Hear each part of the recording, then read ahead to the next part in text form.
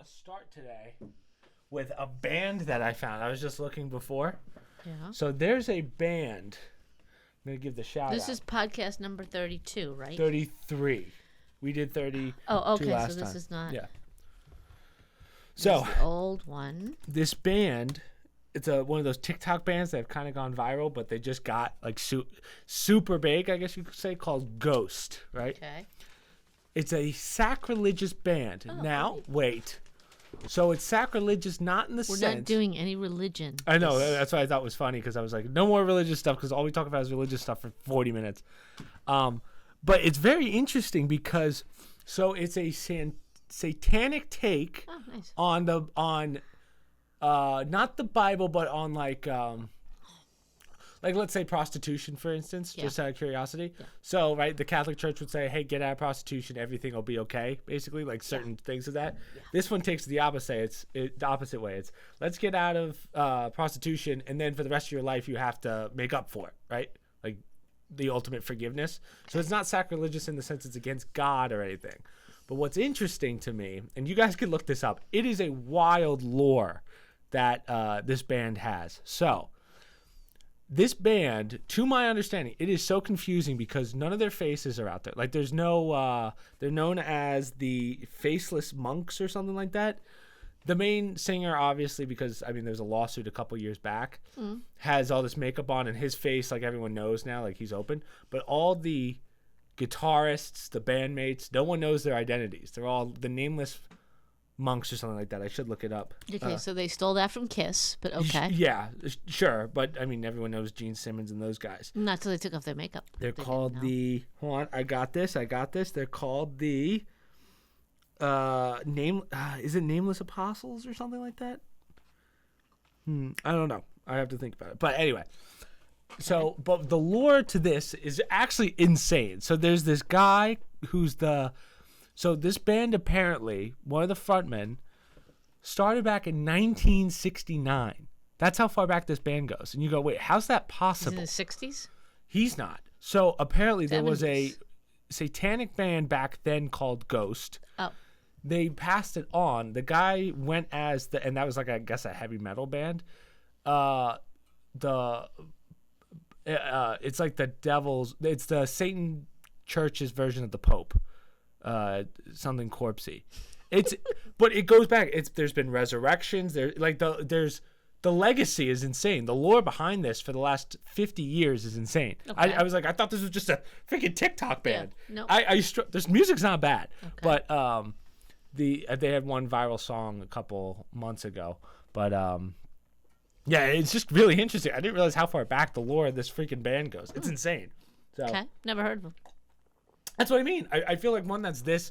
I mean, complete opposite of the church. Like they have their own. No, but you would think since 1969, if it's been around. You probably won't like this picture, to be honest. But this is what the band looks like. I don't want to see it if it's.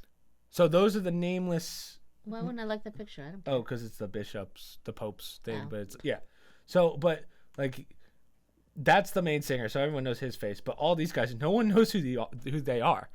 Isn't that so weird that no one's done digging on a band that's been around for 50 years?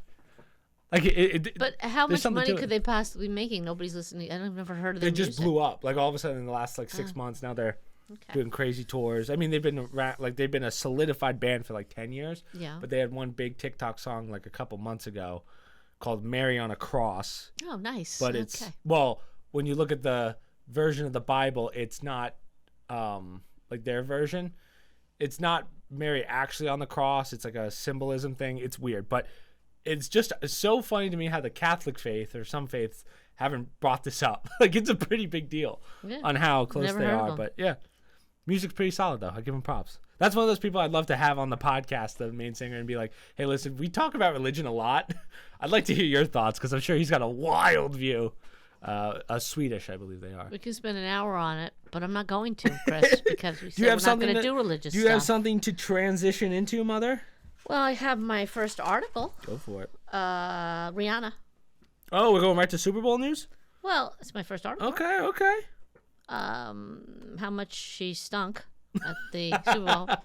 Now, the article is about how bad her lip syncing is. It was the worst lip sync ever at the Super Bowl. She hasn't done a solo live since 2016. Wow, really? That's what it said in the article.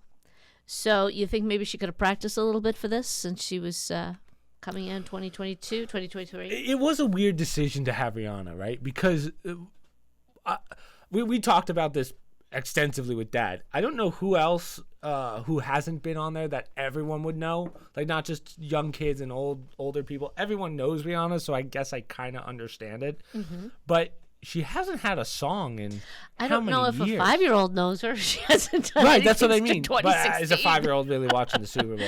My guess is it's a family show. Kids yeah, watch but it, my guess is the people that are actually invested and actually know what they're watching is probably teenagers to 80 years old, right? Which is a pretty massive demographic. Yeah. It was weird though to have Rihanna, who hasn't done a song in quite some time. Also, I don't know why she took it. I have a gut feeling it's due to relevancy. Yeah. But she's a very successful, for those of you that don't know, she's like one of the few billionaire musicians because she has a clothing line. Not from the music. It's from a clothing makeup. line or makeup I think it's line, makeup. Yeah. So, which was very gratuitous when she was putting the makeup on during her song. It was a little silly, but I didn't understand that part of it until I found out it was a makeup business she had. So, I don't know. I mean, we had a long discussion about it. We felt it was nothing creative. I didn't think there's anything creative about There's only so much you can do when you're pregnant.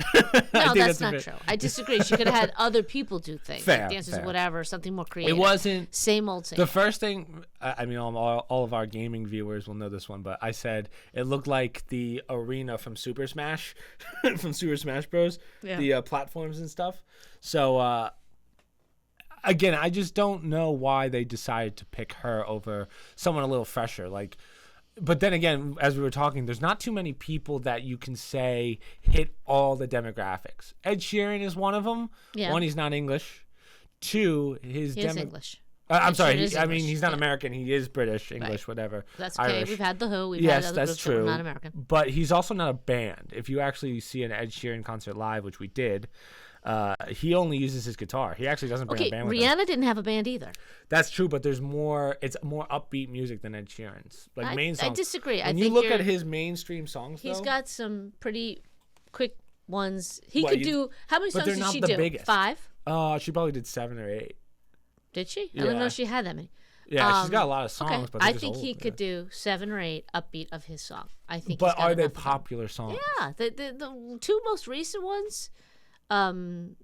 His literally most recent one was an upbeat song. Shivers, probably? Yeah, Shivers is one. The one with Justin Bieber. But you have to understand, though, most people don't know that song versus Rihanna's song. I disagree. We could just look at numbers. I think more people know Ed Sheeran's songs than they do Rihanna's songs. Worldwide, too. Worldwide. I'd be surprised. I mean, I knew Rihanna's songs, but they're old because for me, Ed Sheeran is the biggest. Ooh, I don't want to hit that, but yeah. Well, let's see real fast. I'm very curious. Ed. But similar to Rihanna, he'd have to invest in a show around him while he performs. She needed to do the same thing. She's not part of a band. She's just a singer. I think she's a dancer too. Maybe she's. We're not even close here. So, Ed Sheeran's top songs. Yeah, it's not even close.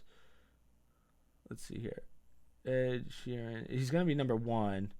2 billion, 1 billion, 3 billion. Bad Habits. Yeah. So to your point, Ed Sheeran might be bigger, but his bigger songs aren't.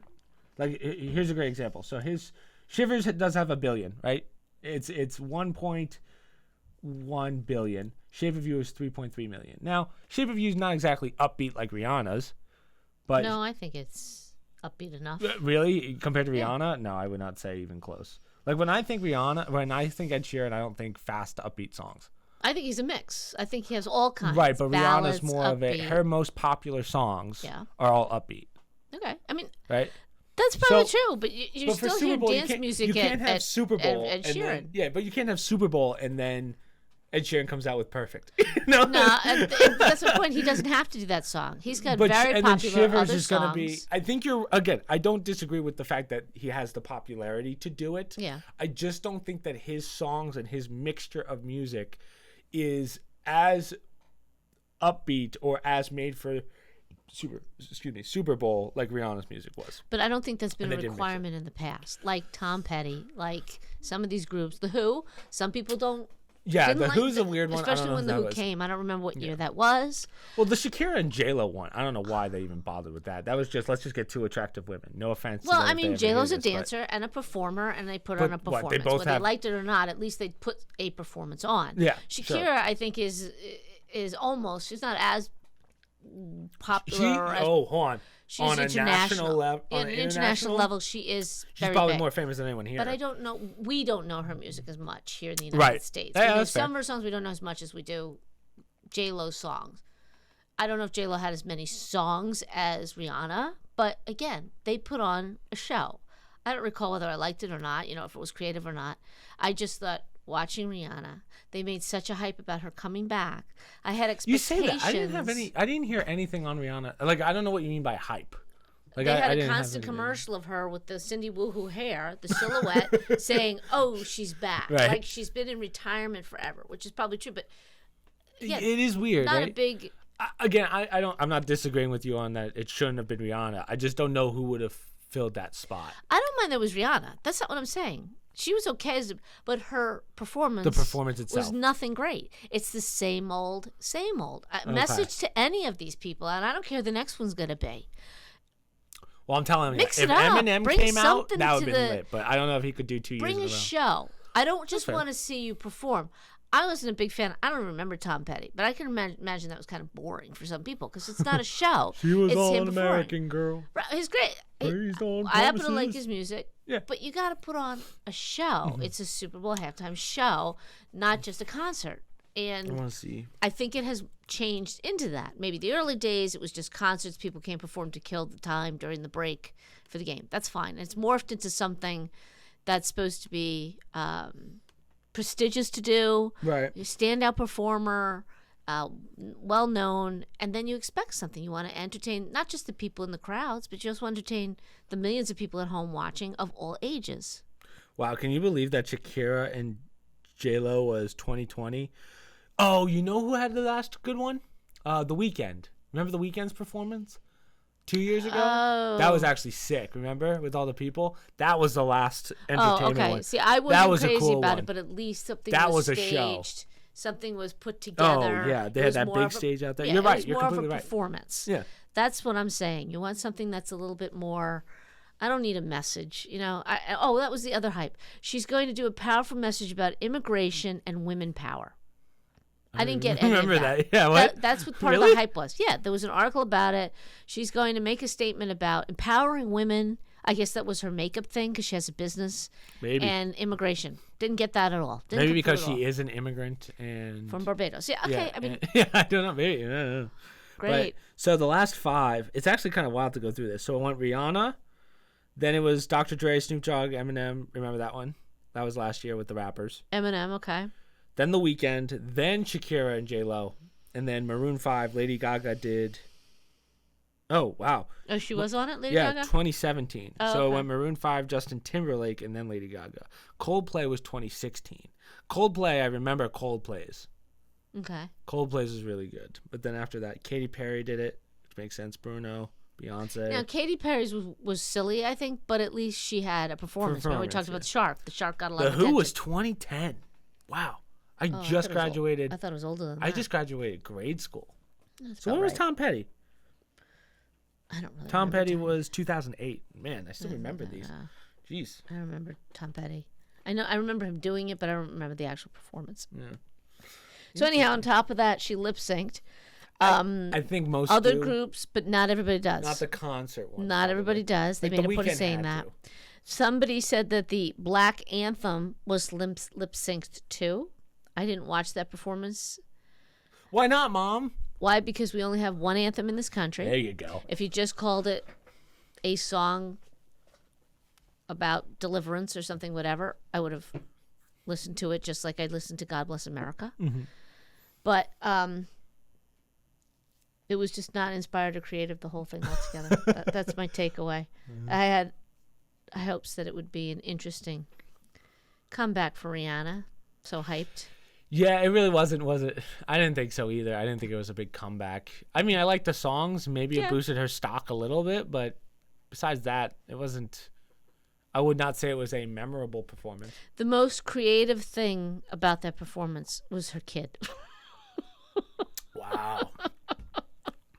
That was the only thing that symbolized creativity to me.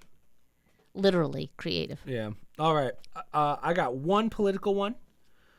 Sort of. Okay. So technically two, but I do want to talk about Fetterman. Mr. Fetterman. AIDS Gov office expect Fetterman to return to Senate. Now, for those of you that don't know or you're not from this area, Fetterman is the Republican. Oh, geez. Democratic PA governor. Now. Not governor. Oh, not a governor, I thought. Oh, senator. Senator. Yeah. Jeez. Whoa. Oh, I had the stroke. So yes, he was a stroke victim. We think possibly from the prior to the I think the primaries, even before the primaries. Right. I think he had his first from stroke. the COVID vaccine. We think, right? Oh, I have no proof of anything of that. But from the timing, right, and when everything was being pushed, all of a sudden he had this stroke. I honestly didn't follow it because he was a big nobody. I didn't know who that he was. I think he was a local mayor who maybe was a state something. To be honest, I don't even know. We're not in Pennsylvania, but it's a neighbor state. And from that, they propelled him into the Democratic primary where surprise, he won. So yeah. Well, again, he had a pretty bad stroke back in 2020, I believe it was. And now this week, he's always had issues, like health issues. I'm not saying, again, I'm not one to decide if he's a good or bad person, but he got voted into office. He was already what we would consider compromised due to his health. And then this week he gets basically the okay to go into a depression facility. But hold on, let's just clarify for your listeners, okay? Here we go. If you have a moment, we don't even have to say anything. Run the debate between John Fetterman and Dr. Oz, who was the Republican candidate, whether you like him or not. I'm not saying I was a fan of Oz. Watch it sometime. Nothing was cut. Nothing was edited. This is how brazen it has become. And this was after Mr. Fetterman fought for a very long time, or his people fought to not do a debate, to the point where they couldn't not do it anymore because they needed to expose to all the voters how impaired this man was, even before he was elected. And we're not talking politics here. Again, I don't want to talk it's about nothing to do with his politics. His health is not there. Right. You cannot have someone who mentally is compromised. Yes. And we're again, we can joke about Biden. We can say how he slurs. There's something to that, but this is a little more clear cut than. No. Our president has cognitive deficiencies. Sure, but he's old. There's a difference. Right. Fetterman's well, they only just like 50. Yeah, but they just did a usual health report on the president of the United States, where a doctor comes in and he writes up the report. Everything checked out fine. What was blatantly lacking, which other presidents have had, was a cognitive test. Okay. Mm-hmm. Anyone, again, even before the election, if you look at some of the I won't say mainstream because they weren't mainstream. That's the point. Some of the interviews that the current president had, you'd have questions about his abilities. It was not hidden. Nobody had to say a word about Mr. Fetterman. You just had to watch it and see. He was obviously struggling. Mm-hmm. And people said ahead of time, even his own people, the election people were saying, he's going to have issues. They were setting it up. Right. But let's all keep in mind, this is for an individual to represent, one of two people to represent an entire state on a supposedly higher level, meaning the Senate, for a longer period of time. There's a lot of stress with that job. You have to have a certain amount of mental capacity for that job. Not to say there aren't idiots who do it. That's where the mental capacity thing is the real issue in this statement. We haven't even gotten. We were talking about a stroke from 2-3 years ago. Yeah. He just got administered into a anti-depression hospital. So they're monitoring his depression. Well, a few days ago, we talked about that. He had a health issue. Allegedly. No, he went to Walter Reed Medical Center because he was experiencing dizzy spells. They ran tests, and the answer was, guess what? He did not have a stroke. I think it was he just wasn't feeling well or something. So allegedly. Or stress, right? They say that they... And then subsequently, yesterday, I believe it was, right? Or 2 days ago? 2 days ago, I believe. He checked himself into Walter Reed again because he said he's suffering from depression. Right. Now, not making the light of depression or anything, but when we're talking about the ability to be a senator, to make decisions for the people, this has to weigh into account, right?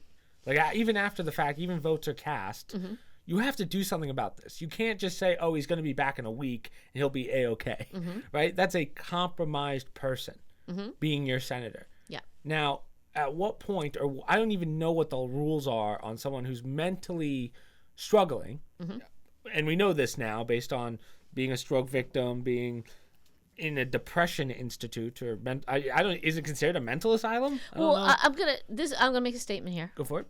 Is it gonna be a hot take? It's gonna be a hot take. Okay. Based on the voting changes that were done and remained in Pennsylvania because of the COVID emergency crisis, I trust that the American people, especially those individuals in Pennsylvania, saw what they saw. You can't blame the mainstream media. He got up in front of everybody and he did that debate. I do not believe he legitimately won that senatorial seat. And we know that the only reason why, or the timing of the debate, was very suspicious. He finally agreed to do it, and it was a point where a large swath of mail-in votes had already come in. So we're not going to go down that road, but I believe in the American people. I do not believe, no matter how much you hated Oz, right? Well, right. The argument he was not the best Oz candidate. was technically not from Pennsylvania. He was born in New Jersey, moved to PA. But that didn't matter for Hillary Clinton in New York. That's an old argument. It doesn't fly, right? You can't use that argument.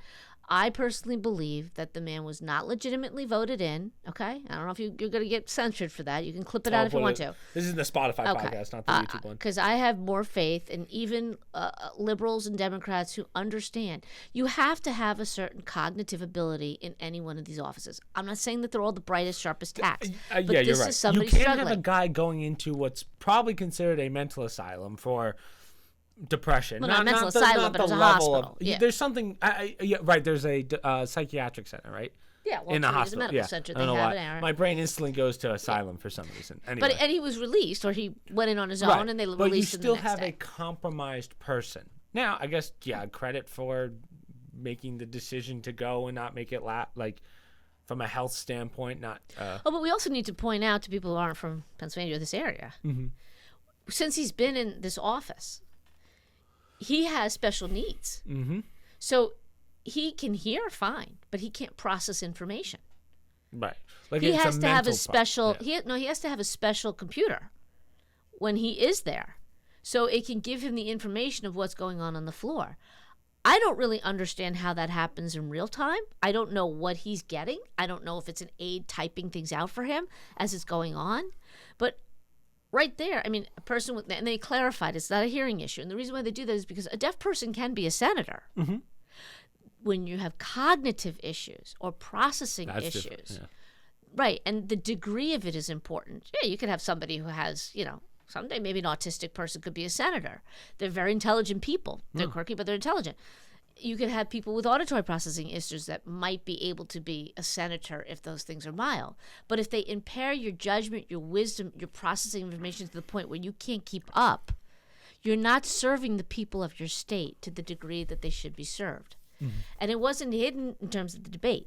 Point was the timing of that debate. It didn't matter that he exhibited what he did. There's that thought process that he had already won it. That's why they weren't concerned, because any other time in history they would never have put that man on a stage. Yeah, there's no way. Yeah, it wouldn't have happened. Yeah, it's way too hard. But you know who is about to be even less No, I don't even know how to. I was going to transition, but then I realized that's not a good way to transition. But what I did want to talk about is here's why people are so concerned about the Ohio train derailment. Yeah, that's not even This is a big funny. one we have to talk about. So, would you like to explain to everyone what happened this week if they haven't heard about it? I know a lot of people asked me what my thoughts were on the it's in East Palestine, I believe it's pronounced. Not Palestine, but Palestine. Ohio, which is very close to the Pittsburgh border, the border of Pennsylvania near Pittsburgh. A train derailed and it had a chemical substance on it, like a type of choline or something. Chlorine, yeah. Yeah. It spilt all over, and a decision was made to do what they call a control burn. It's called vinyl chloride. Vinyl chloride, thank you. Is the big one. Yep. And when you burn it, it releases a chemical, hydrochloric acid, into the air. Okay. that happened on February 4th in the evening. I believe they burned it through the night. Black cloud was created. And it finally got attention from some local Twitter thing. I think somebody posted saying, what is this? Local people were like, hey, look at this giant black cloud that's coming our way. Right. There's some black cloud over it. And then all of a sudden, people started asking questions. What is this? In the same time, the people of that town were experiencing health issues. Their children wake up in the middle of the night throwing up. They had fish were coming out of the water. Dead out of the water, yeah. Animals were dying on the streets, meaning pets, rodents, whatever. Okay, that's red flags. Yeah. Somewhere, I don't know the full timeline, but somewhere along the line, the people were told, no, it's fine. You could go back home. You go back to work. You go back to school. Then there was some media coverage as to what actually happened, and they started looking at this quote-unquote water that was fine. It wasn't fine. And just this week, it started 12 million views. It was probably up to 20 million views of people, of an individual throwing something into the creek that looked perfectly fine. What bubbled up was all this chemicals. Oh. And it looked similar to an oil slick on the top of the water, okay? What those chemicals are, we don't know. J.D. Vance, who's the new senator from Ohio, he questioned it too. Filled a glass of water. He threw a rock in there. Or no, he took a stick and was stirring this creek. All this came up. Oh, in other words, this is disgusting. Not healthy. Right. Okay. So now they're testing the water. About a week ago, I heard the governor, DeWine is his name, came out and said, well, I would drink the bottled water. So they're pushing bottled water. Okay, that was at least 2 weeks after this happened. And now you're telling people to drink the bottled water. Which means someone I guarantee you, if no one saw it, if no one saw that cloud, they would have never done anything. Yeah. So this might be one of the biggest. It's being named the biggest chemical accident in American history. Yeah, they tried to cover it up. But what's disgusting to me, and we've talked about this as well, who gave the okay to burn that gas? We will never know. Someone said, hey, don't tell the EPA, but we're going to burn this gas. We're going to burn this liquid and turn it into a gas so that it's off the ground. Well, there's been a couple stories, because at first it was the governor said that he and his staff member gave the order to do it.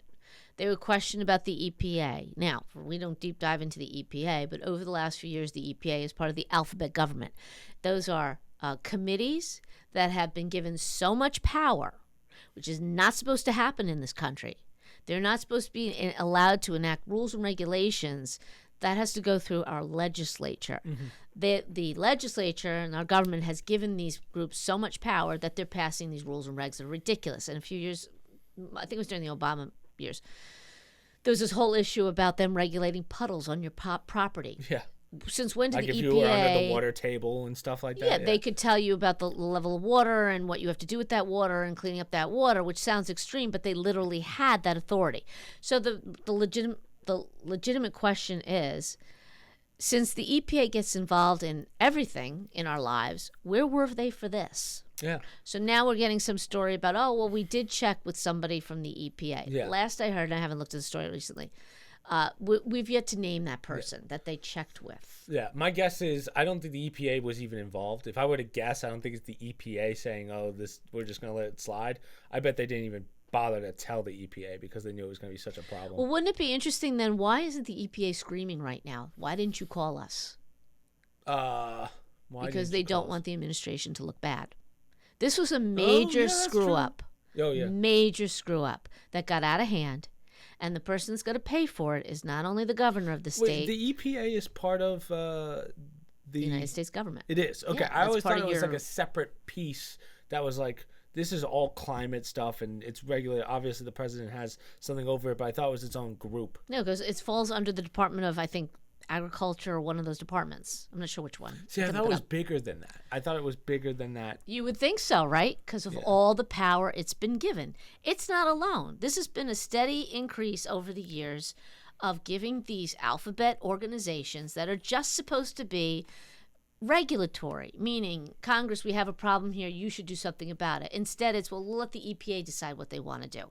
That's it in a nutshell, but that's how it's morphed into these ridiculous groups. But here's the joke. Either they were there. Yeah, it's the United States Environmental Protection Agency. I don't know which one it falls under.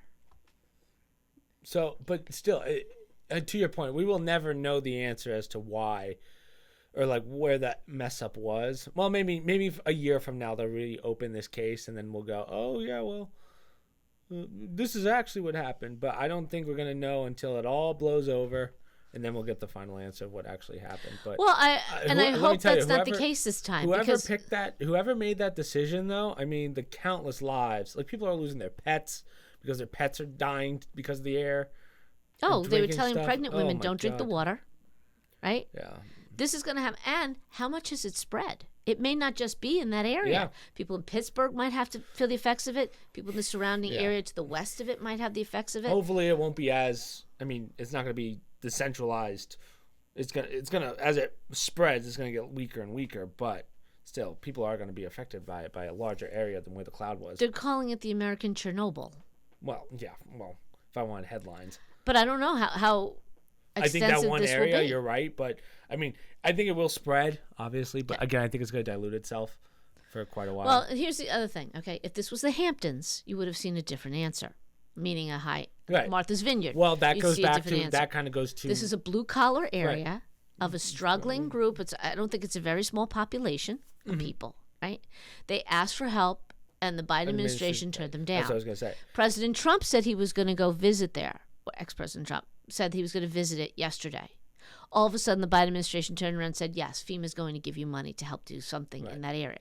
What that means, we have no idea. I'm not just saying it was President Trump because there are other people now who are beating the drum, especially at a time where we're sending hundreds of billions of dollars overseas, right?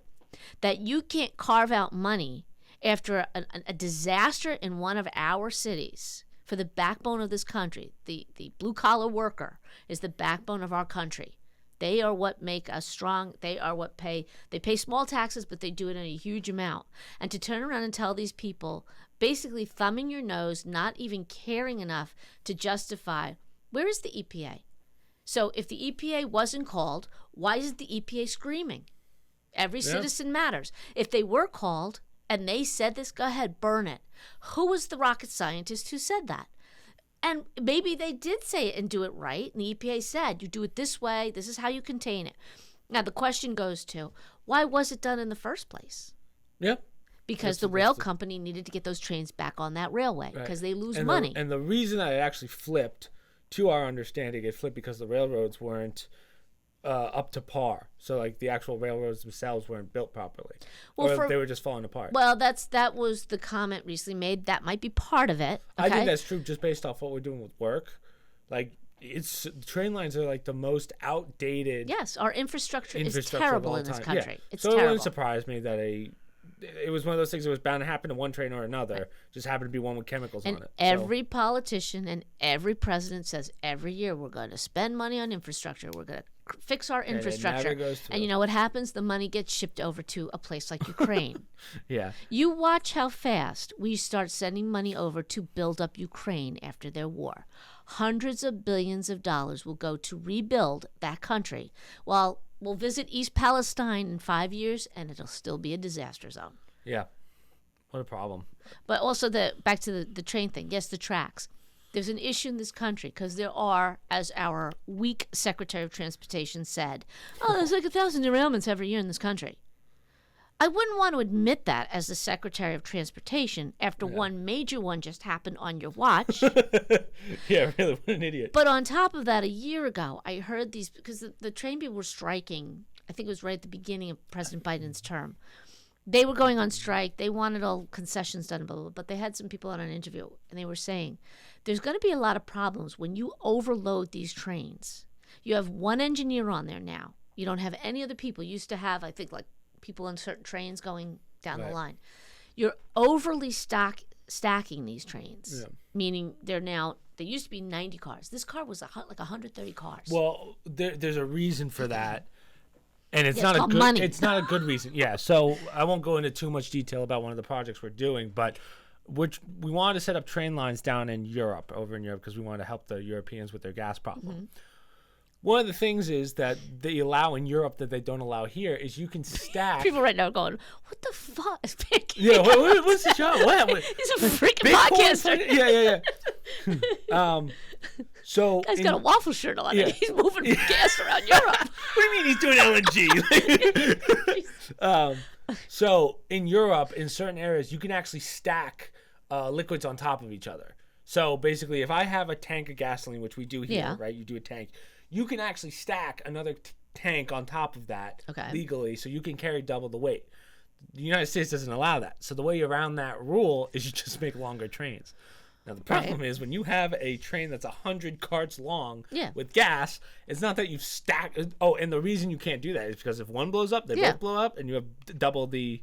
Right. So for some reason, and I don't know who in their right mind thought this, it's probably a rule from a long time ago, back when the gases weren't as explosive, I guess, or like it didn't cause as big of a boom. The reason that they didn't do in America the stacking and they decided to go long ways was because the idea was if one blows up, there's nothing above it to blow up as well. It would blow up upwards. But they didn't factor in how advanced gas would get, and that if it blew up, it's going to do a chain reaction, right? So when one flipped, the weight of it, and also that's the other factor, if you have a long train, if one falls off, the weight's going to carry all the way down. If you have a stack, if you have, I don't know how science works, but if you have two on top of each other, the weight will actually flip it and then keep the other one up top because of the weight going down. It's a gravity thing. Yeah. I'm terrible at explaining this. Well, I'm sure there are ways it just didn't make sense why in America we did that. Yeah. Well, but expanding it, apparently that's not the answer either. Yeah. If I go by the experts who are in the industry, I don't have any knowledge of it. No. I would want to talk to those individuals. Obviously, they want people on the trains because they're union workers, but there should be a reason to justify why you need maybe not as many people as before, but we're seeing derailments. That's a problem. Yeah. We're seeing derailments of incredibly long trains. Gasoline is bad. It blows up. It causes damage. But I don't think the fumes are going to be deadly once it dissipates. Right. Now we're talking chemicals that we don't know. Yes, that's what I was going to say. I was talking flammable liquids. Yeah. I don't even know where the chemical falls into that. But all I know is in America, you cannot stack two liquids on top of each other. Anything flammable or liquid, you can't put tanks on top of each other. Yeah. Which is why they decided, hey, instead of up high, how about we just make longer trains and make the trains more powerful to take that many carts behind. Right, but if we're having 1,000 derailments a year, and I don't know the percentages, so maybe that's not a huge percent of what we move around this country. I doubt it, though, because nobody's told me that stat before. This is coming from my Secretary of Transportation, where we just had a major issue with one of them, and I'm understanding that these are becoming a problem. So we really need to look at if the infrastructure can't support it, why are we putting more freaking trains on there? Fundamentally, train lines have been the same for the last, like the train lines themselves, like the actual tracks and stuff, haven't been updated for 100 years. Yeah. We update trains all the time. Yeah. And then we say, hey, we're going to take this brand new 2020 train and throw it on 150-year-old tracks. But we're also not using them as much as we used to, because now we have truckers, we have air transportation. Yeah, it's easier. Right. We have boat shipping from shores to shores. The only time you take a train to transport something is if it's a load big enough or bigger than what a bunch of semi-trucks or a plane can take. Yeah, and it moves it across the country. There's no traffic. You don't have, and it's cheaper because you don't have the manpower. You don't have to pay truckers. You don't have to pay benefits. The other problem, you need one person to move. The other problem was that in America, we built our housing infrastructures somewhat close to the train, right? In Europe, the project we're doing in Europe, it's nowhere near any houses. So if it blows up for some reason, no one's affected by it. The reason we can't stack is because if something flammable blew up, every house in that area is gone. That's right. It would be deadly. Right. So that's the difference here as well, because in a lot of other countries, they didn't. Well, it's a sad thing to say, but blowing up a town is bad. It's horrible. Oh, yeah, absolutely. But is it as bad as destroying an entire region with a chemical and slowly killing them? That's a question, yeah. So I just think we need to start looking at it, and I would hope we'd get a decent Secretary of Transportation at some point who would work with whoever in charge. But like I said, and you'll watch, again, there will be a huge platform about, we got to fix the infrastructure. Yeah, we hear it it's never going to happen. And of all the things that need infrastructure change, it's got to be Detroit. But it's got to be the train in all fairness, there's plenty of Americans right now, especially who see this, even liberal Americans will say, yes, we absolutely have to do that. But we have to cut funding to these wars overseas. Oh, no, you can't do that. Somebody has to be the adult in the room and understand. You can't keep paying for one thing and expect something else. But, because the transition, ready? Here we go. Take me there. But the positives? I bet you those people are going to lose a lot of weight. Yes. Speaking of losing weight. That's not a good transition. That's a terrible transition. The man moves to a remote village to cut joke contact about with that. It's poor people. My transitions are amazing. He reappeared months later. You got to tell me about this. Pancake doesn't care because he drinks bottled water all day and he never leaves the basement. I never drink bottled water. So he could have a train derailment in the backyard and he won't know it for 5 years. Yeah. I can live just on oxygen. I can just, that's how I'll feed. Okay, so anyway, a man moved to a remote all joking aside, we wish all the best to the people in Ohio. We think they should get all the services that they need, and we stand with them. I think it's heartbreaking what's happened to them. Maybe take $1 billion away from Ukraine and put it towards that. Just throwing that idea out there. Heaven forbid, right? Okay, so a man moved to a remote village and cut contact with loved ones. Reappeared months later, 137 pounds lighter, and said he's broken a decade-long cycle of weight loss and gain. Good for this dude. This is the first time I've seen the before and after pictures, but my man. Yeah, it's an interesting take on society, and he has tried and he has lost weight before, but he kept putting it back on again. So his name is Brian O'Keefe. He's 34. He lost 137 pounds. He's from Ireland. He moved to this remote village in Mallorca, Spain, which is where his brother was. And even that didn't help him. He had to go even further remote to a fishing village. He weighed 338 pounds. He quit his job, cut off communication with family and friends, which I think was a little extreme, but maybe that was part of his issues. He had been heavy in college. He tried everything, CrossFit, keto. He'd lose it. He'd balloon. He just couldn't keep it off. So he used, the word is obesogenic environment, which is an easy access to the ads for highly processed caloric dense foods. No, he said he lived in an obesogenic environment. Right. I feel I live in that too. Okay? Easy access to advertisement for highly processed calorie dense foods, which encourages weight gain, which is so true. I mean, here in our country, it's unbelievable. Everything's processed. The commercials, processed food, junk food. Yeah. And I think I said this on the podcast years ago. There was an immigrant woman who came here with her son. I'm sorry, many months ago, whatever it was, weeks ago. There was a woman from this country. I saw her on maybe I think it was a 60 Minutes, whatever. They were talking about obesity, and she came with her son, who was now way too heavy. He was a young kid, but they asked, what's the difference? Why here in America? Is it because you have it so good? Blah blah blah. Why did he put on the weight? That the food store, she goes, look at the cereal aisle. Every other thing, and they have her in the aisle with the kid, and it's 50 different kinds of cereals on both sides, all sugar, all processed. She says, in our country, you had maybe 2 types of cereals at the store. That's it. It's Mexico. I think she came from Mexico. So that, you really think about it. Yeah. That's what kids have access to. That's the easiest to buy. That's your morning breakfast. And a lot of times it's the cheapest option, too. It's the cheapest option, and they like it because it's sweet, sugary, fun. It has the Cocoa Puff people, blah, blah, blah. So that's part of that obesogenic environment. Yeah. Go ahead. He decided to move 5 hours each day. So literally get up, move. He took his dog with him, so he walked the dog, right? Okay. 5 hours a day. He worked out every day. He did intermittent fasting. He ate cheap, unprocessed foods. And at one point he craved... Just so you know, that is unheard of in this country. Cheap, unprocessed foods. I know. Well, being in this fisherman's village, there was one store. It had... You're not going in there for the the Hungry Man TV dinner. They just had basic flour, bread, eggs. That's all he had access to, right? Yeah, cornmeal. At one point, he craved McDonald's, but it was an hour away, and he said it just wasn't worth it, right? Yeah. I mean, that's how you diet. He enjoys now, one of the things he mentioned, of all things, fitting in an airline seat.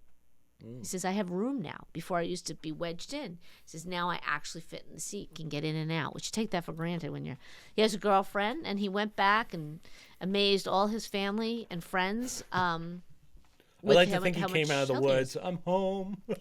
Look at me. Well, he had them videotape. He did let some people know that he was coming so they could tape him. So you could see the people's reactions when they saw him. That wasn't posted with the article. I would like to see some of them. But I think it's a statement. Hopefully, he seems convinced he's going to keep it off because he understands now it's about control. You can't overdo it. I wonder how his cravings are when your brain hasn't had the food that you've been craving for a long time. Usually those cravings hit you, but I mean, it's not possible for him to put 137 pounds on in like a week or something. So like, if he wants to have his McDonald's and stuff now, go for it. But I think his body's gonna realize, oh, we don't need this. Yeah, I don't. Yeah, I think there's nothing wrong with having it every now and then, but like. I love my junk food, but if you told me you could never, if you said to me right now at my age you could never have McDonald's or Burger King again, I could care less because the food doesn't agree. As you get older, it doesn't agree with you. McDonald's, Burger King, I agree, but like if it was like Chick-fil-A, I feel like I'm going against God if I don't have it. I don't know. You'll see. When you reach a point, you're gonna be like, why did I ever eat that stuff? It really wasn't that good. I was better off with nothing, than. Well, after finding out that those Chinese food. Sweet and sour chicken, if you don't put the sauce on, it tastes exactly like a chicken. Tastes exactly the same as it. That's my new hack. Like, if anyone wants to know the new hack, if you get sweet and sour chicken, this one goes out to everyone. On the right, the left, if you get sweet and sour chicken at Blue Moon in Bedminster, New Jersey. Yeah. China Moon. Yeah, China Moon. That's what it is, not Blue Moon. That's another one of our companies. That's another one. That's a beer, Blue Moon. Yeah, something like that. And not put the sweet and sour sauce on it. It tastes exactly like a McDonald's chicken nugget, and I think they stole it from the Chinese. Just saying. All right, so that's Pancake pre-diet. Couldn't even wait to put it in the sauce. I couldn't even wait. One while he was mixing it. I was like, whoa, Mom, hold off on the sauce as you're trying to... She's like, I got this. I'm like, no. But, yeah, well, good for this guy. I mean, I'm looking at a picture of his weight loss, and, man, he looks like the Miz. He did not need Ozempic. You did not. Oh, yeah. Okay. We won't go back down the Ozempic train, but I was telling my mother, I know someone who's training another person who used to be very heavy, and she lost like a crazy amount of weight using Ozempic. Right. So just so you guys know, if you want to know the details. But it's not going to last. It's not going to last. It doesn't last. $400 a shot once a week. Mm-hmm. It's expensive, but apparently she looks great, so good for her. But it won't last, so... You have to do it the right way. And it's counterintuitive to our society, but it's back to the basics. Like we've said before, intermittent fasting. Nobody used to eat, even when I was younger. You just didn't eat late at night. Yeah. That started to happen. But you also have breakfast. No. I mean, people used to have breakfast, lunch, and dinner. That's not the end of the world. Put it this way. They had it and they weren't obese. Okay? Mm-hmm. People today have breakfast, lunch, and dinner, and they say, oh, I don't know why I'm getting all this weight. Well, maybe it's because you keep eating late at night. And myself included. If you want to lose, you want to become normalized. Let's put it that way. You're not going to lose it as fast as Ozempic. But the old way, people worked hard all day. They moved all day, too, by the way, right? Mm-hmm. You walked everywhere, or if you want to go way back, people didn't have the luxuries you have today. You had to do extra work to do your laundry. You had to move more. You had to do a lot of things. And they ate normal meals. They didn't starve themselves unless they were poor.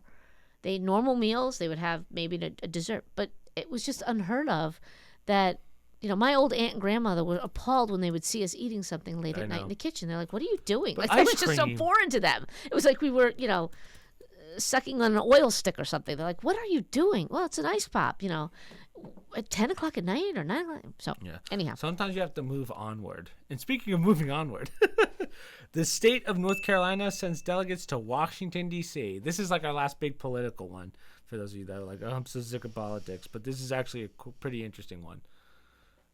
Yeah. I mean, it's yours, so I'll let you explain it. But they believe it is their right to form New California based on, and I don't consider this politics. I consider this more history, like our country. Okay. They based it on the U.S. Constitution, Article 4, Section 3, on the Declaration of Independence from 1783, on the Alta California Declaration of Independence in 1836, the Sonoma Proclamation, and the California State Constitution, which all of those make it very clear that they have the right to do this to throw off tyranny. And what I like about this story is there's a process in place. That's the beauty of our country. There is a process in place. If we follow the process, right, it can either legitimately happen or legitimately be torn down. Where we have problems is when we don't follow the process. So the state legislature votes to split through a resolution. Once that's passed, it goes to the U.S. Congress. Then it must pass through both houses, meaning the Senate and the Congress. Okay, New California would be the 6th largest state. It would have 25 to 27 seats in the House. Old California was the 2nd Honestly, it's not even a split. It's literally a takeover. Like, there are only, I mean, how many counties am I looking at here? Maybe 30 counties? Did I have it in there? The only ones that stay are 5 of them out of the 40. It's insane. Look at that. No, I don't think it's that many. Yeah, look, right? This is California. 2, 3, 4, 5, 6, right? 6 maybe. So New California is all of these. That's a huge split, unless I'm looking at this wrong. I don't think that's the whole state. Okay, thank God. Yeah, I think maybe that regions. makes sense then. But having said that, because New California with committees, that would be. I mean, it's 90% of the state wants to leave. Well, it does represent. What did I say? 25 to 27 seats in the House, but that's the California House reps. Jeez, the state House. That would be a huge split. Newsom would be like taking away his kingdom, you know? Right. Well, I mean, that's part of it. Newsom would be like, oh God, but my wine fields. I'm not sure who all the representatives in there, but I think like Kevin McCarthy is a representative from one of these regions. I don't know the whole area, but like I said, they've started the process. They sent 2 delegates to Washington D.C. to rally for statehood. And it's an interesting process to see in our lifetime. As we said, the last time that happened, we brought states in. Last one was Hawaii, right? In the 1960s, we said. Was it 60 something? Yeah. 69? Or 59. Maybe it was 59. Take a word for it. Alaska and Hawaii came in. We also talked before, I didn't do that article, but Oregon. Eastern Oregon is asking to be taken over and move into Idaho, become part of Idaho. So they're not going to become a separate state. They're just going to give land to Idaho and move the border. Right, and move the border. Which is probably more likely than what's going to happen with California. But well, you never know. Again, that's a tough one. It has to pass the House and the Senate, and they have to make the case. And if the people really want it and they have the votes to do it, it could happen. It's happened in West Virginia when they broke off from Virginia during the Civil War. So, but what I liked about the story is, somebody just asked me recently, how do you change an amendment? And there is a process in place. You could do it, and there's 2 ways you could do it. And that's why I said it could happen if you follow the steps and you have the people behind it to support it and you present it. Right. There is no overriding authority that says, oh, no, you can't do that. It's not like you could take it to the Supreme Court and say, hey, you can't have California break off. Well, they can as long as they follow the Constitution. So, Yeah, I hope they have a good meeting together, just like how I hope Sony and Microsoft may have met to discuss Call of Duty and Activision deal. So we talked about this.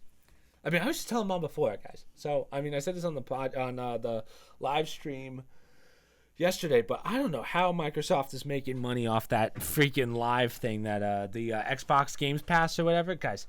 I'm telling you. On Wednesday, Grant and I were playing Call of Duty. We were doing the new. We'll get into that in a second, but $16 a month, right? Think about this, guys. $16 a month, maybe less, because that's like the Ultimate Edition, where I can actually play all games for free on my. Well, not for free, but you know what I mean. I can download as many games as I want for Xbox on my computer, and if I had an Xbox, I could do that same thing, so it carries over. There's actually a cheaper one just for PC. I'm getting games that haven't even come out yet, so I get them for that price. So right now it's free for me, for free. So I will be getting Atomic Hearts, which comes out 2 days from now, for free. It doesn't make sense to me. Like, how are they making money on this? I can't figure it out. Like, this is Sony and Microsoft. Well, this is Microsoft specifically. I haven't looked at the PlayStation one because I don't have a PlayStation. My cousin's the PS5. Okay, so it's just Microsoft doing this. Yeah. Well, the article is Sony and Microsoft. We'll get to that. I'm just saying the Games Pass might be one of the best deals I've ever seen. Like, our father likes a good so why value. wouldn't you do it? Exactly. Oh, I don't know. Did you sign up? Well, Grant had a free code, so he said, I'll give it to you and you can try it. And I said, thank you.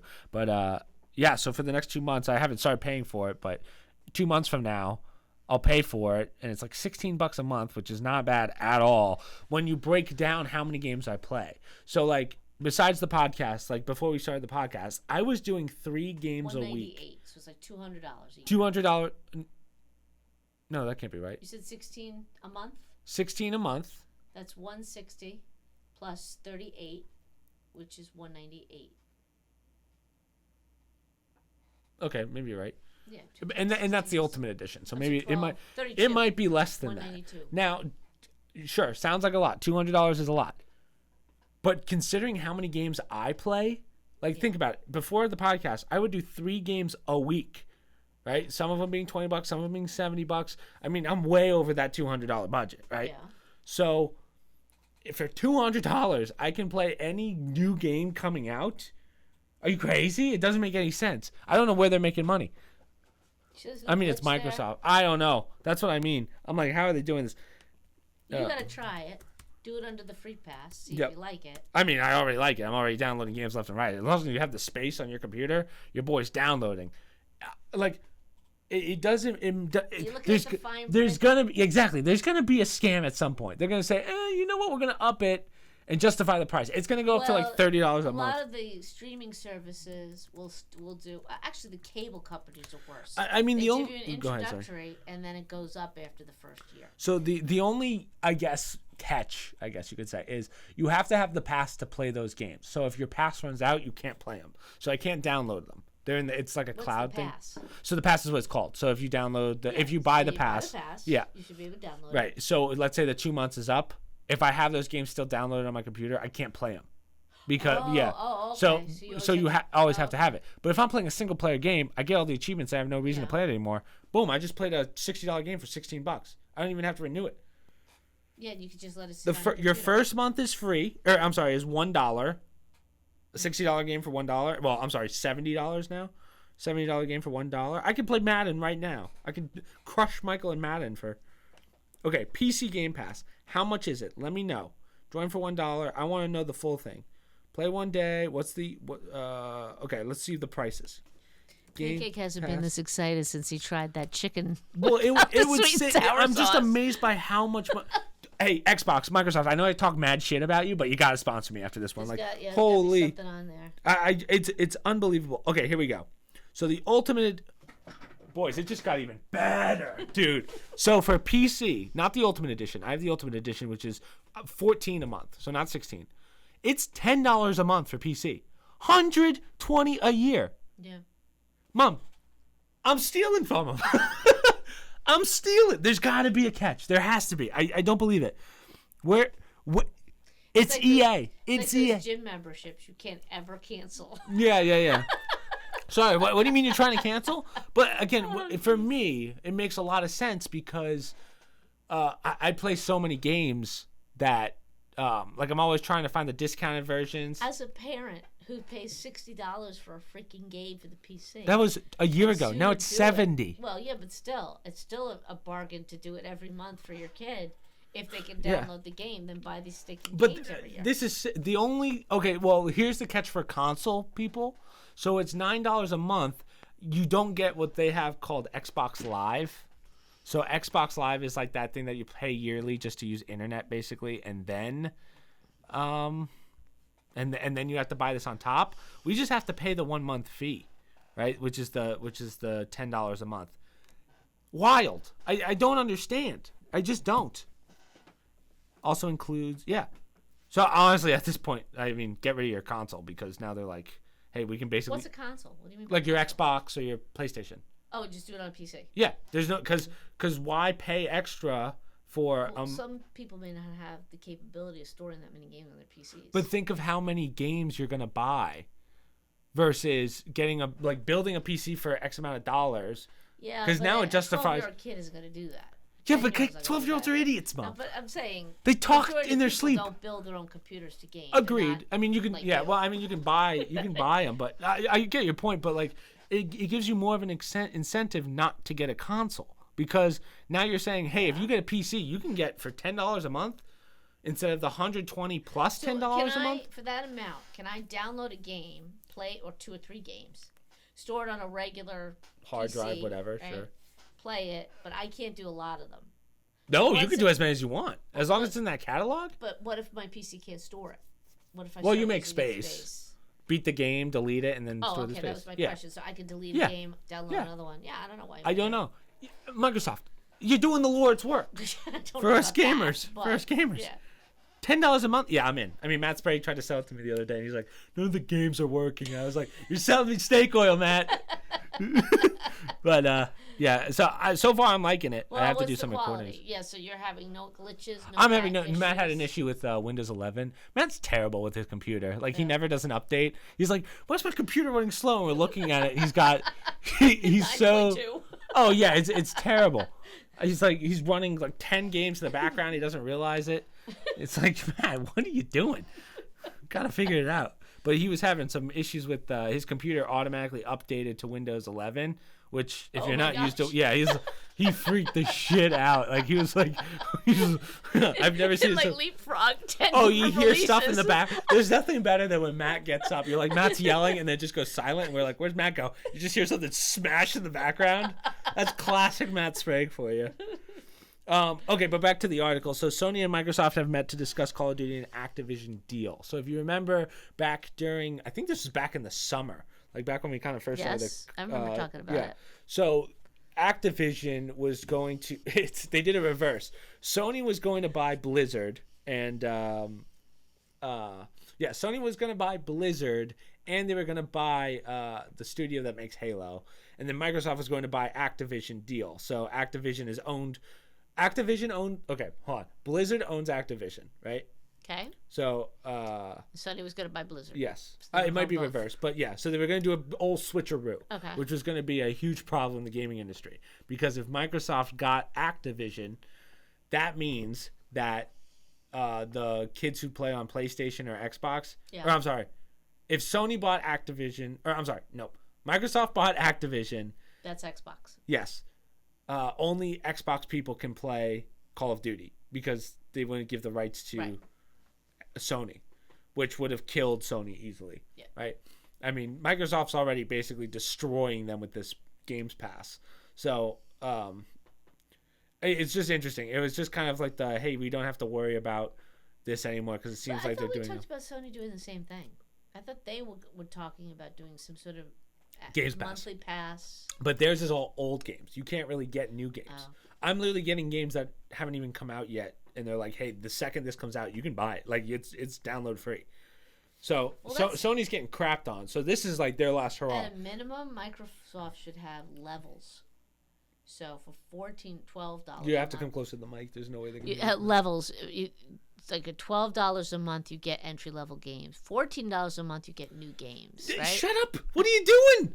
Holy! Well, I'm saying I'm cutting that. It was a bargain for you at 14. I'm cutting that. No, yeah. But they have to come up with something. But what's scary here is Microsoft in this deal has all the power. Like there's nothing that they really need from Sony. The only thing that Sony, don't derail the conversation, please. I'm sorry. My ADD can't do that. You got the Hitler comb over going. So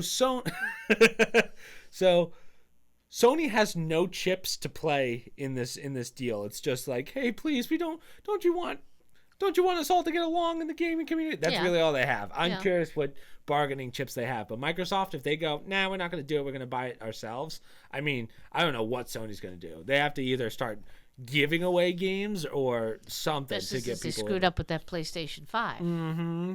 And now they're like, oh, well, the silicone chips are over. We're going to make more. They kind of screw themselves, don't get me wrong, but Sony has some great games, which is why that Xbox doesn't have. I'm hoping, and it sounds like this Sony yes. That's racist. Wow. No, I mean you're right. It's they're gonna line them up. But Sony, I've told you this before. I think most of Sony's money actually comes from the TVs, and they are the lead manufacturer of rifles. Military rifles. Oh, I didn't know that. Yeah. I don't know who told me that. I think I saw it on History Channel one day. But yeah.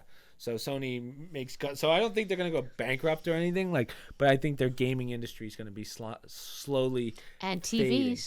We have the Sony TVs, That's what I said. Sony Electric. Oh. Yeah, I said the TVs. I thought you said guns. Guns and TVs. Oh, I didn't hear the TV part. The gaming part they're lacking. So this deal is kind of make or break for Sony. My first Walkman was a Sony Walkman. Oh, the Walkman before iPod? It was a gift from Dad. Yeah, then Apple's... You put the cassette in it. Oh, yeah, and I remember that thing. On. It was yellow and gray. No, mine was a gray one. Mine was a very nice gray one. It was fancy. I used it in the city walking around. Because you don't want the weirdos talking to you. You put a headset on. Right. So Sony... I think what's going to end up happening is they're going to do they'll do the deal. I'm sure Microsoft is like, fine, we'll just throw you a bone. But Excuse me. The best case scenario we get out of this, best case scenario is they go, listen, we'll do the deal, but in return, we don't do exclusives anymore. And exclusives are, you have games for Sony that are like God of War is only PlayStation. It's not on Xbox. Microsoft can go, hey, we want the rights to, we're not going to take everything from you, but we want to stop the exclusives. So that way, I think Microsoft's going to have somewhat of a monopoly in this, but at the same time, like, it's a great opportunity to get rid of the game. But then what? You get a revenue stream from something. I'm sure they'll do something. $12 a month. Yeah, because Sony has to get something for it if they're giving up their games. It's not fair to them. When we say their games, the only difference is when we remember Sony doesn't actually make games. They're just the ones that say, "Hey, we'll buy it and put it on our platform." Yeah. The people who make the games are like Square Enix, right? Other ones, right? But to access those games, you have to have Sony, right? And then there's contracts. Right. I'm sure Microsoft's going to throw onto the table, hey, we'll do the deal with you and we won't take Activision and we'll go halvesies with you on it. But in return, we want to get rid of the exclusivities so that we can have games like God of War. Okay. Maybe you guys can have it first for like the first year, but we want God of War a year later or whatever. And I think Sony really doesn't have a choice unless they could somehow spruce up their Game Pass, their version of the Game Pass. It's like PlayStation Pass or whatever, Plus. I'm sure somebody's working the numbers. A whole team of people. It would make sense. If I was Microsoft right now, that's where I would go in. If I'm like, listen, I know you need this deal. You guys don't have the money right now to support buying Activision fully.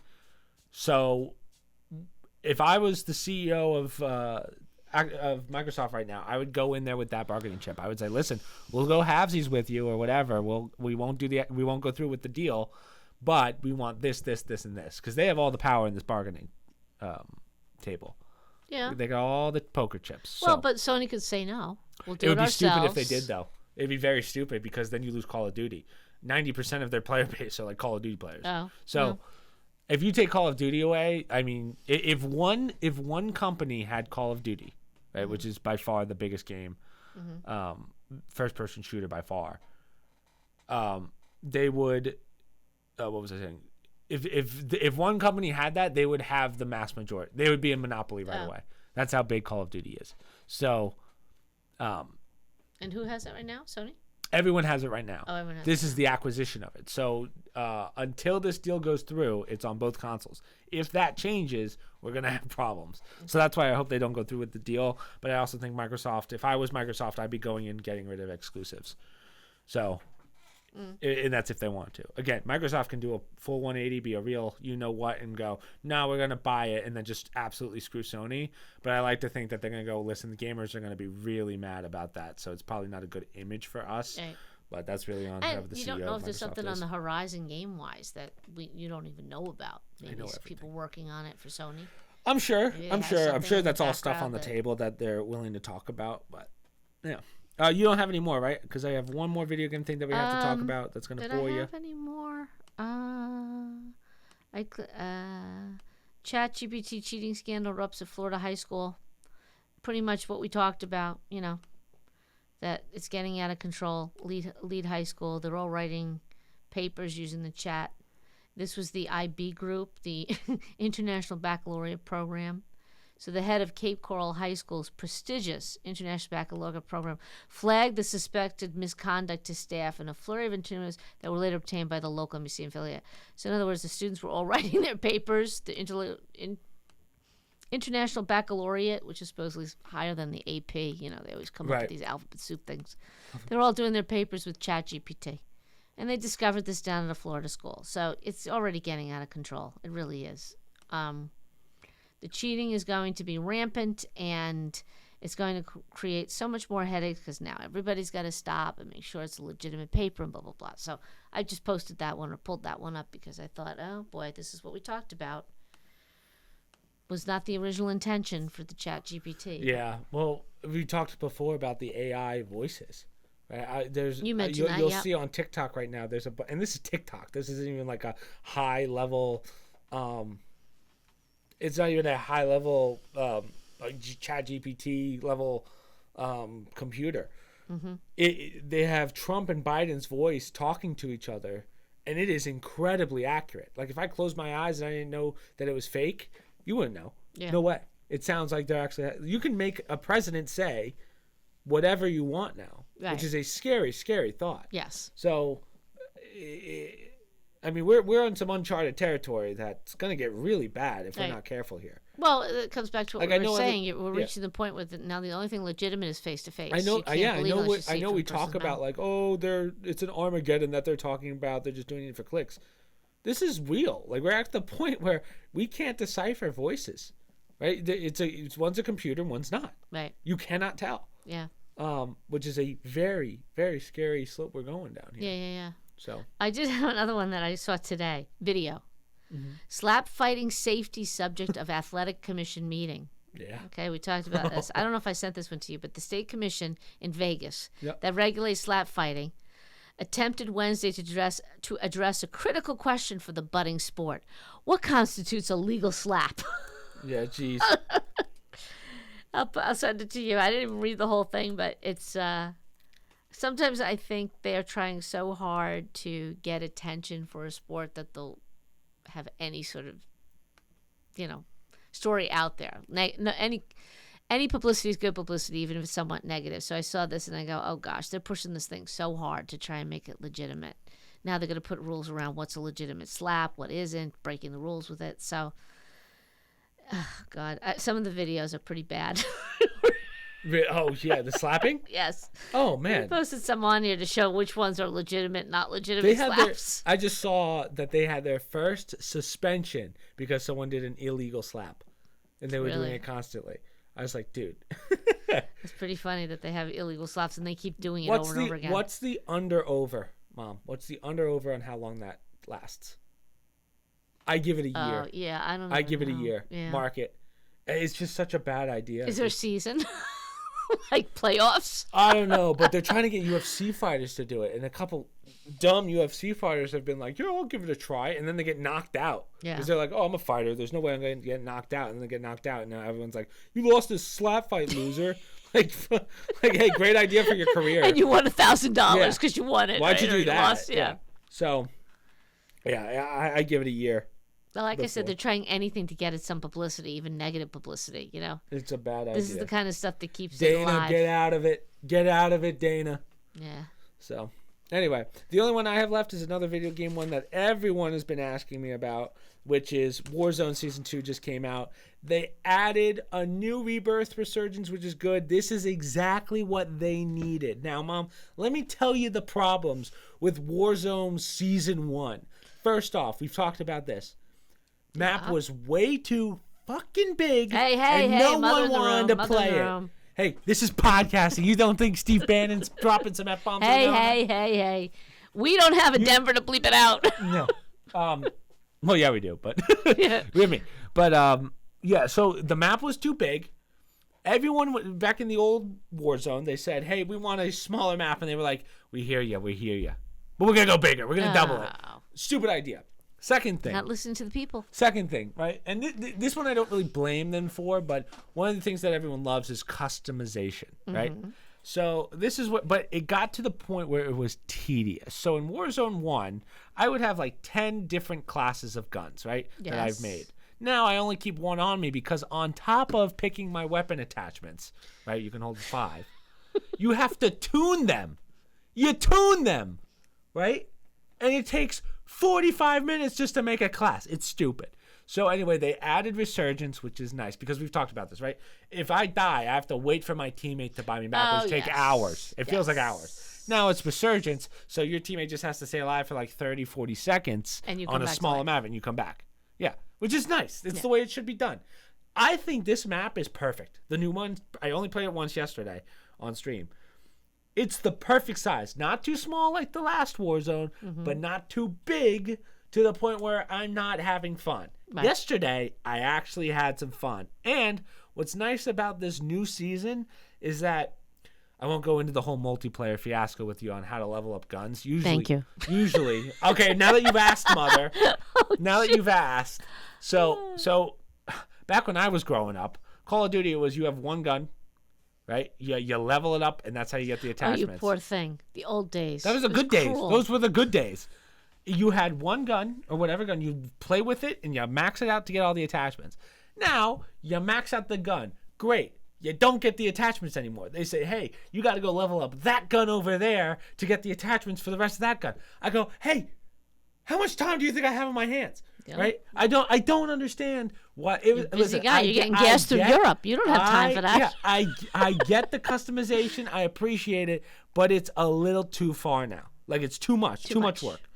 So I think that kind of killed a lot of, because they had, so just so you know, 72% of their player base dropped off. They left. Oh, wow. Which is huge. With the new map? From when the game, no. So from when the game came out to when this new map came out yesterday. Well, Wednesday. Why'd they lose so many? Because it's so boring. As I was telling you, the map was too big. Stuff. The tuning's too much. And the worst part, which was the worst decision that they made, was that you can't get one-shot sniper shots anymore. Now, Mom, you don't know much about military and whatever. I don't. Let me ask you something. If I take a 50 caliber bullet and I put it through someone's head, are they going to survive? No. Exactly. No. So what made them think that a sniper rifle bullet isn't going to one-shot someone to the head? Yeah, right? that's ridiculous. Oh, well, it shouldn't be a one-shot because it's too easy. Hey, no, that's a sniper for you. That's right. It's shooting 50 BMG. That's right. It's going to go. It's not just going to go through your head. It's going to go through 7 guys' heads in the fucking wall. That's right. So, because of that, there was no point in playing. Beep. Now here's the other problem with that, right? If we have these big maps that we were talking about, and I'm playing the long game, and I hit you with the sniper, go down, right? There's no point in playing the long game anymore because snipers aren't going to down people. I just gave away my position with a shot. Right. So now you have to push. Some people just want to snipe. I'm trying to get the sniper montage going for social media. So you can only do one sniper shot? No, no. There's more. I mean, you can do if it's bolt action, right? It's one. Maybe you can get 2 off in like 4 seconds. Well, I'm just saying in the real world, a sniper only has. They have to fire off a lot of shots consistently. Nowadays we have semi-auto. Because they're going to be located.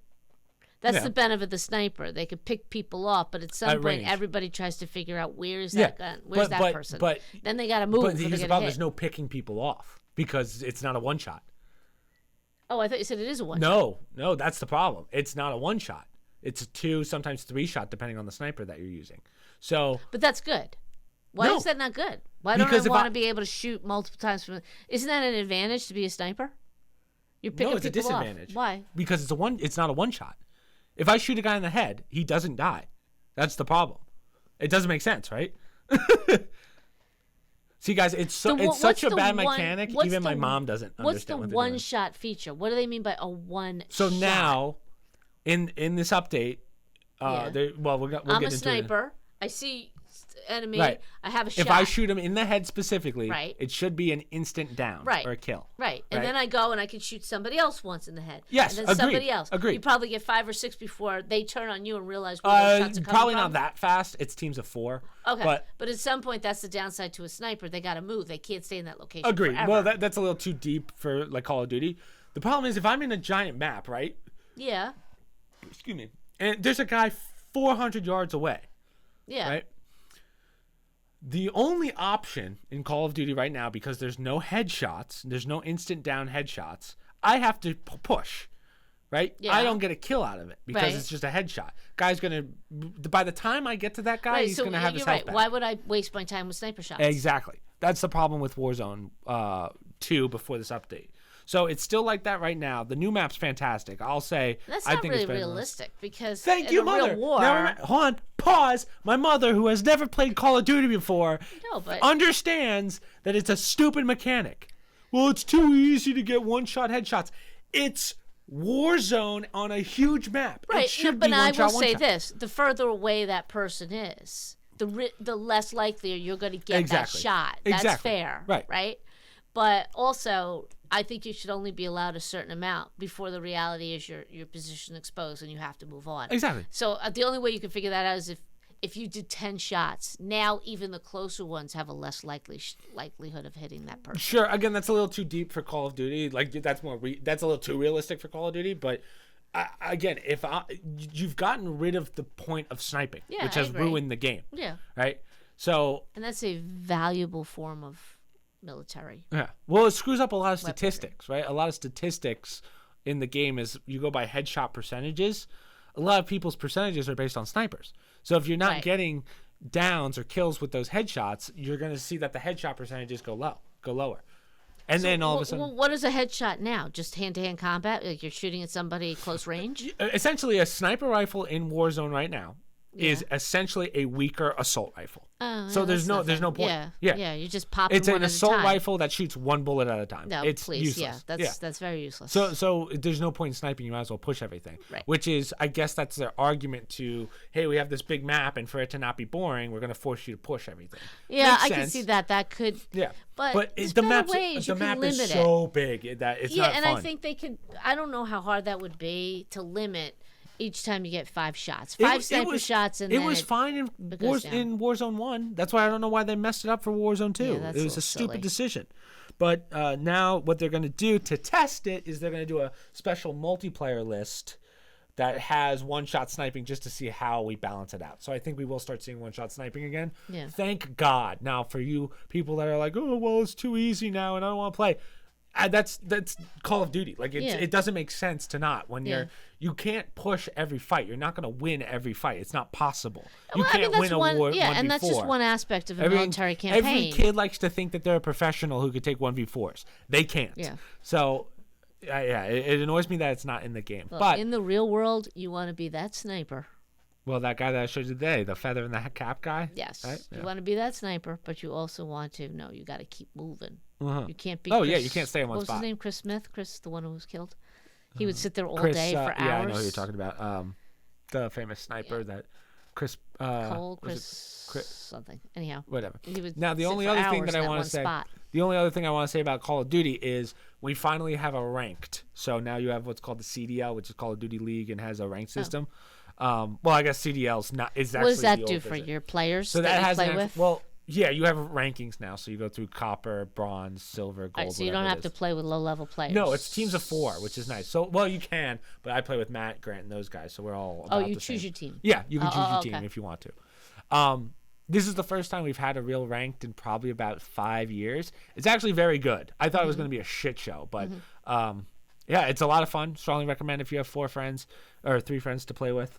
But I think they're on the right track with that, which is good because we want to see that. Can you just join a group? Yeah, you could. Yeah, it's randomized. It's based on probably MMR or something. But if I join a group, do I have to be at the same level? No, it's all. Oh, that's the other thing. So if you haven't played, I forgot to mention that. So remember that leveling system I was telling you about with the guns, which is stupid as shit. If you play ranked, to balance it out, all your attachments are unlocked for ranked, so you don't have to worry about leveling up guns and wasting your time. So that was smart of them. Yeah. So yeah, I strongly recommend the CDL or the ranked play if you want like a ranked Call of Duty. But just make sure you have 3 friends to play with because the random kids can sometimes be idiots. I would really like to urge the Microsoft, Sony, et al. To reach out to people like Pancake. Yeah, we can figure this shit out. And players and get their feedback. It'd be a shame if we knew someone who had stock in I know, right? Activision.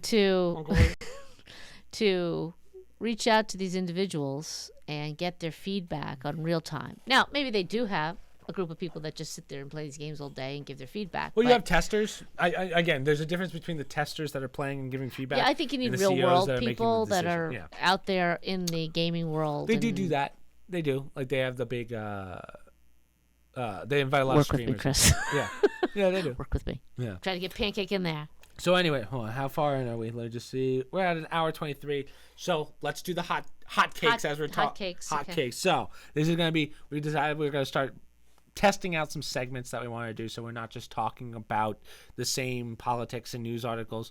We wanted to do something called Hotcakes, which is a play on hot takes. Well, so I would just like to point out when I started this, that's exactly what you said. We're just going to do some articles, Mom. Could be about politics. No, yeah, which is fine, but I realized, like, after a certain amount of time, people will get bored of that. And who doesn't like segments? So we decided to come up with Hotcakes. Now, what this is we found some statements that people make that they say are factual. So, for instance, they will say, Michael Jordan is the greatest basketball player of all time. Now, Mom and I will decide if that's true or not and say why. So this is a test run to see if we like it, and then you guys in the Discord can give us your hot takes instead of, or hotcakes instead of asking questions if you're not comfortable asking a question. But they can still ask questions. Yeah, of course. So these are some that I pulled from Twitter because I saw a poll on them. And we're going to go through these. There's 15 of them. We don't have to go through all of them, but I'd like to go through some of them just as a test run. So this could be a fail, but we'll see how it goes. Right. So, number 1. Friends was not a good show. Do you agree or disagree? Now, I've seen a couple episodes of Friends. It's not that it's a bad show. I just don't think that it's that special. You don't have to write all these down because I'm going to put these down as yeah, Hot Takes is his own segment. So, I've seen a couple episodes of Friends. I think it's good for the times, maybe. I don't think it's that fundamentally great. I understand that there's some, I don't want to say sentimental value for the times, but again, I don't think it's that. It's kind of up there with 2.5 Men. You know, it's like the laugh track humor that's kind of funny. Honestly, if the laugh track wasn't there, none of it would be funny. Like, you kind of laugh with the laugh track. Does that make sense? Like, that's why Modern Family does so well. There's no laugh track, but it's so funny. Right? What are your thoughts? My take? Oh. Yeah. Well, good show by what standards? Is it funny? When you watch it now, I don't find it funny. You know, it's kind of like you said, some of the jokes are contrived and silly.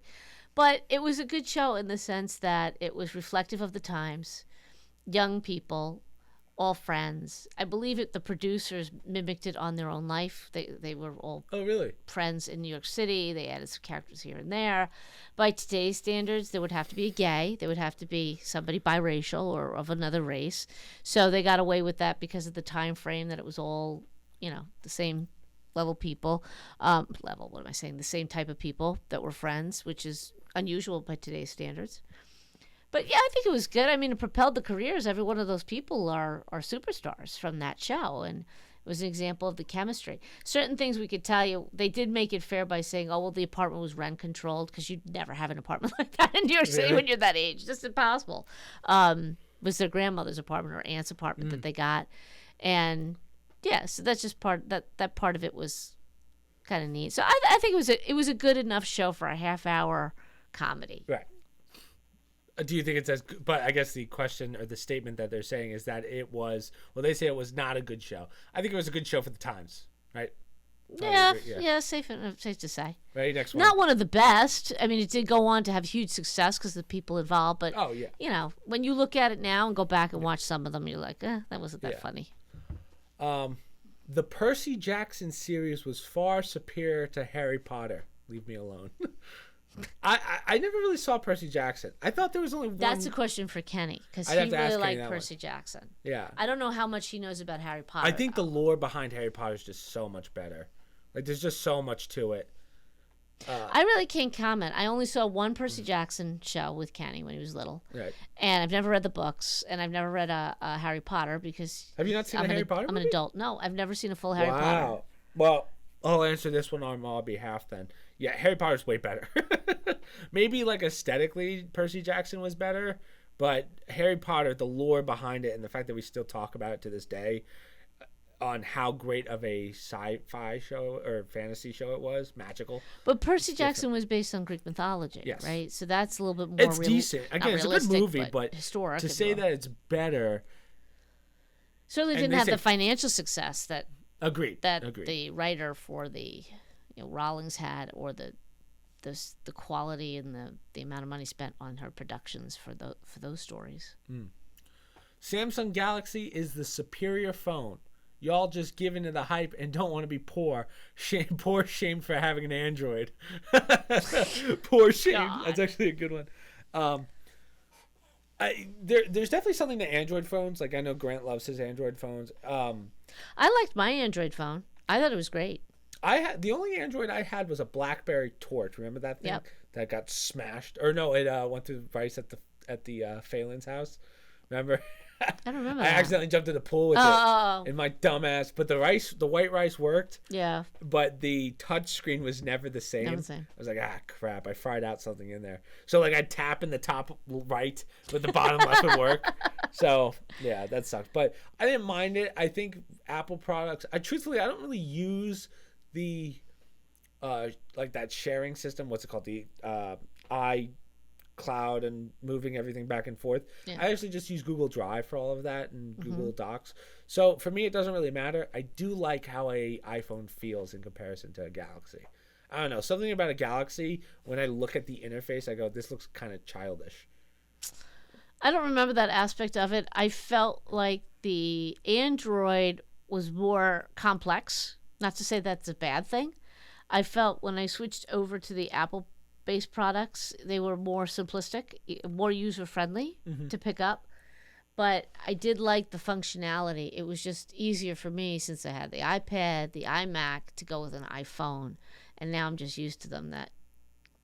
But if somebody said to me, you have to go back to an Android, I wouldn't care. Oh, I think it would bother me. I think I'm too invested in my iPhone. Like, It's interesting because you have everything PC-based. You would think that you'd want everything. You would think that, but nah. PC is definitely the superior, like, computer. But from a desktop perspective, like, I'll always choose a MacBook, like, gaming aside, I'd always choose a MacBook for work over a PC laptop. Okay. But I would choose a desktop over a Mac desktop. Right. But you also don't do you do a lot with your phone on your computer? All of my social media stuff goes to my phone. So all the social media is through my phone. Right. See, now Which I use Drive because I'm always asking you to help me with it, I like to tie everything together. Yeah. So I get my email on my phone, my iMac, and my iPad and my. Well, my I don't use Mail, so I don't use the Mail app. I just use the online browser version for Gmail. Oh. So that's I have everything I tied hate having it in Mail because Mail's always having problems. But what I find interesting, I just said this to Dad, my iCloud storage filled up. Now I don't purposely load stuff to iCloud. I feel funny about iCloud. I'm not crazy about it, even though I have to have it to have things come across things. It's just a side thing. Literally, I am getting at least 4 or 5 emails every day about iCloud storage. Eventually, I used to get those too. Eventually, if you just keep ignoring it, it goes away. But the point is, how do they know that on my computer? How do they know that my iCloud... Well, it says that their servers... That's like marketing stuff I'm getting. This isn't like an Apple... It's not an Apple notification. These are emails I'm getting, like spam stuff. Your iCloud storage is full. How do they know this? Well, because they have the servers. It's their server. Apple does, right? Yeah, it's Apple server. These aren't Apple emails I'm getting. These are marketing, like spam things, how to pay for it. Oh, yes. interesting. Yeah, I'm like, how do they know this? Selling user data. Yes, right? I'm getting like, and as Dad said, well, every time you flick that cookies thing, who knows what they're doing. That's a good point. Data. Yeah. And or every time you do these updates. Yeah. So that really, me with my privacy issues. So next All right, here. This is a good one. Sprinkles are pointless. They add nothing to value. Ooh, that's a good one. Sprinkles on ice cream. I'm not a proponent of that. I'm kind of with this one. Yeah. There's something to it. There's like a little sugary hit you get. Yeah. But now I can see that. I can agree with that. They're kind of This pointless. could be psychological, but your dad always gets chocolate sprinkles on his vanilla. Martha's sponsor us. Martha's ice cream. Yeah, Martha's ice cream in Lake George, New York is. There is a difference when you put the sprinkles on there. The multicolored ones, I think, are flavorless. Agreed. Rainbow I think it's got like a weird sugary hit. Crystally, like. It's more so the texture. Yes. So I wouldn't say they add nothing, but they definitely don't add a flavor. Yeah. The chocolate ones I think do. Yeah. Let's see. Oatmeal raisin is the best tasting cookie. I like oatmeal raisin. I like it. Is it superior? Yeah, that's a man. Best okay, tasting. I know I give it a lot of shit, but like from a flavor palette perspective, I think it is a very good cookie if you make it right. But there's something about chocolate chip, a nice soft chocolate chip made right, or those what are they called? Heaven cookies, the chocolate cookies with the white, like it's a brown cookie with the white chocolate chips. You've made them before. People call them heaven cookies or whatever. I would say that that's probably the superior one, to be honest, but those are kind of hard to come by. Oatmeal raisin homemade, I can see an argument there. I can see it's probably not that bad. There's a little bit of It's a thick cookie usually. I think Soft. it's what your flavor, what you like. I don't like an overly sweet cookie, so that I like Lindt tarts, which are very sweet, but they have a, different taste to them than a standard cookie. I like, believe it or not, I like the idea of chocolate chips, but when I start eating chocolate chips, that aftertaste, I'm not that thrilled about anymore. I could down cookies pretty easily. Well, we all could. I don't think so. The rule is it has to be a homemade cookie, so you can't say like Oreo. Oreos don't count. Yeah, no, it's I'm either not an Oreo chocolate person. chip, oatmeal raisin, or the velvet cookies. Sugar cookies. Dad likes sugar cookies. Sugar cookies are borderline flavorless. Well, Dad likes sugar cookies, but he likes it right out of the oven. If they're a day I like old, chocolate chip like cookies right out of the oven. Well, I like when everybody it's melting in my hands. I got the chocolate. I'm like, ma. But I notice you don't mind them a day later either. There's been a couple times where I've nuked them just to get the softness back. So, I don't know. I'm a fan. I'm a fan of all cookies, but I don't see you eat a lot of oatmeal raisin cookies. If I had the choice, if someone laid all the types of cookies out in front of me, that's not I'd eat them all. But I think I'd gravitate towards the chocolate chip before I went for the oatmeal. Yeah, I think I do the oatmeal raisin first. So Wendy's has the best nuggets. Now, never had them, can't tell you. I've never had Wendy's nuggets either. I will say, besides the Chinese food rant I went on before, I think Chick-fil-A probably has the best nugget, but it's a little too real, Like when I'm getting fast food, as weird as this is going to sound, I don't want it to taste too organic, There's something about... We're going to find our fat asses at Mallorca pretty soon at Fishing There's Village. something about the McDonald's chicken nugget that it just hits different, Mom. It just hits different. So with their honey mustard, with the honey mustard sauce. Oh, that should be a real question. Who has the best honey mustard sauce? Yeah, it's got McDonald's has that sweet one. Chick-fil-A's got its own. I don't know. McDonald's better start bottling that sauce like Chick-fil-A does because their numbers are going down, and that's the highlight of that restaurant. This is a weird one because I don't know what they mean. This might be a normal thing that other people do that we don't, but cheese doesn't. Well, let me read it how they put it. Cheese don't need to be a part of every main dish. I'd agree with that. There's a lot of main dishes that don't have cheese. Yeah. I'm trying to think of what main dish has cheese. Maybe like a fettuccine. Well, mac and cheese and cheese. Well, that's not really a when main you melt dish, cheese. Right? I'm trying to think. Dad had quesadilla with cheese on it tonight. That's a good point. Fair point. You know what? This guy's got quite the. Okay. Is he crankstipated, that guy? I don't know. Maybe too much cheese, too much dairy. Okay, last one. The crunch of a McDonald's nugget is unmatched, and the other girls will. So that's kind of what I was saying. So I guess we won't do that one. No, that's another one the same. Okay, this one I don't have much of a say in, but maybe you do. So this will be the last one. Sonic is nasty. Point blank. Sonic the restaurant. Oh, I've never been to it. It's a fast food Don't say place. this in front of Dad, because I know Dad likes a good Sonic every now and then. I don't know. We've gone a couple times. It's okay. It's different. Put it that way. It's not just a hamburger, cheeseburger, nuggets. It's a little bit different. They have some sandwich types. They really push their milkshakes. Yeah.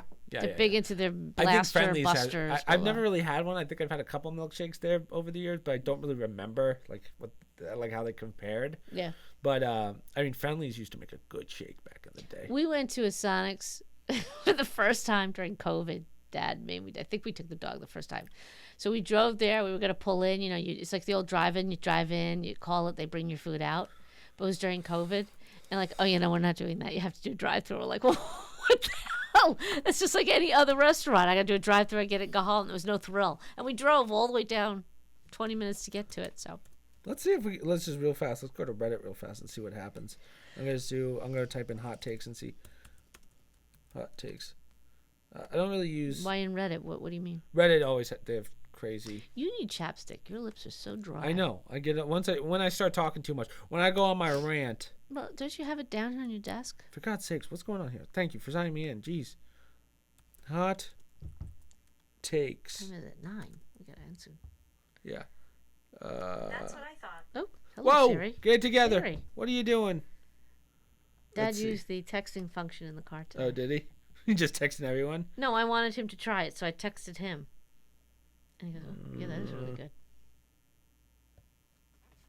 See? Yeah, these are all. This is what I keep getting. Who's it from? I don't know. Nothing. Nobody. Storage iCloud. I think that's a fake. Like I don't think that's real. I get 4 or 5 of them. Look, here's What's another one. Yeah, no, they're fake. Yeah. Because they're not real websites. How do they know? I think it's not that they know. They just push it out to everyone. Well, and then they got started the email. as soon as my iCloud got full. Okay? Yeah, maybe. This is scam. So Hot-Takes, yeah, they're not very good on Reddit, but that's okay. We did enough. You guys get the idea. Those are what we want to see posted in the Discord. I'll make a little channel for it. But I'm done. We can end it there. Okay. Only things I have to promote. So I put out, obviously, last podcast we did Twist Clips on Wednesday, and then on Friday I did a cheaters video, gaming cheaters video, and then Sunday will be the Mafia 1 speed run, and then Monday is this, probably on Spotify first, and then YouTube. And then, we're going to try doing more speedruns, but right now there's so many games out, it's kind of hard to fit them in.